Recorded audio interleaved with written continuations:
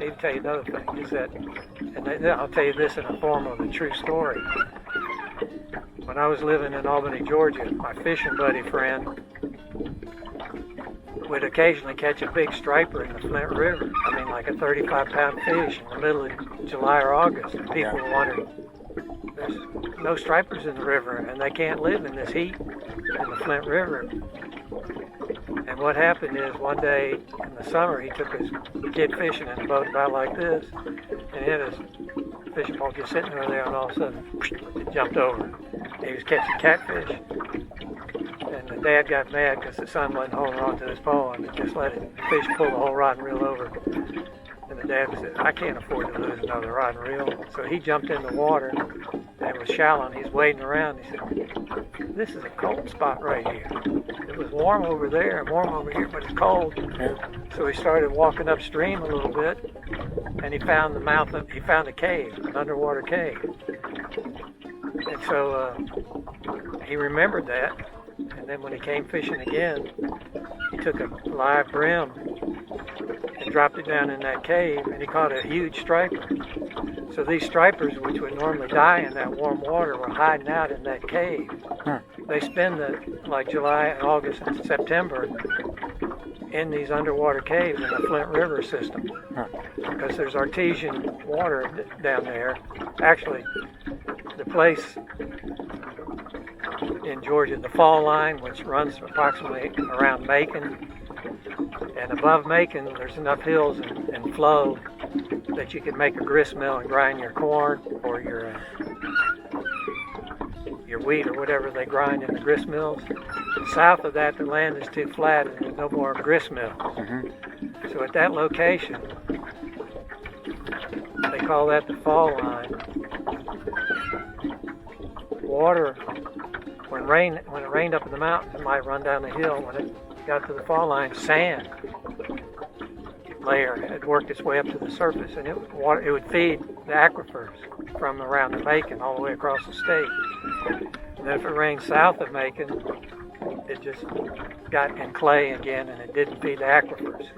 So those aquifers, they feed the Everglades and Lake Okeechobee, and many further places south are fed aquifers from around the Macon, Georgia area.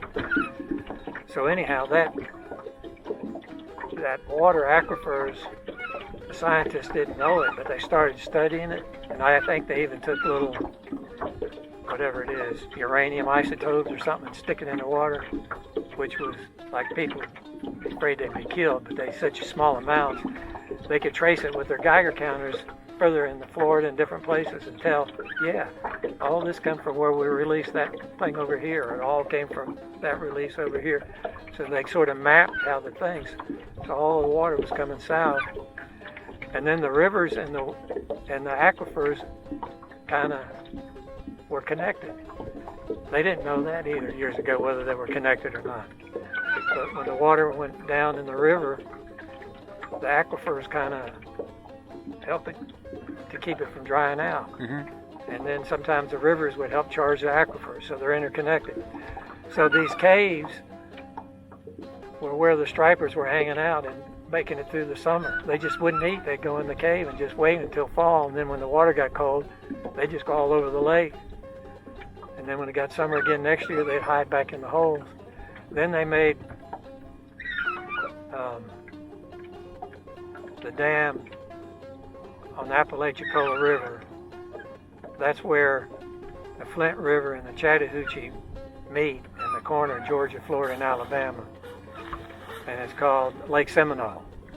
They built that a long time ago, and that cut off the stripers that were coming up from the Gulf of Mexico to spawn up by Albany and mid-state areas.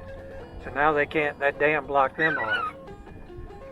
But yet this guy was catching stripers and he wouldn't tell anybody where he caught them. He had a honey hole and he was fishing it and having 30-pound, 35-pound stripers on the wall, and nobody else ever even seen the fish in the river. Yeah. So then he got spied upon. Including the State Game Fish Commission were spying, want to know where you catch these big fish. We don't even know we got them. Yeah. And so they found out he was catching them in the cave, and then they became concerned that he was catching the brooding stripers that were making babies for the whole Flint and Chattahoochee River systems. So they staked it all off and posted no fishing signs. And there's no fishing during July, August, and September. But you can fish in December all you want because the fish left that hole and they went all over the place in the cold water. Yeah. So the guy lost his good fishing spot. Oh, bless his heart. But the whole state and everybody gained from the experience. Yeah, he made history. He did. He should be famous, written up somewhere in a book, I'm guessing.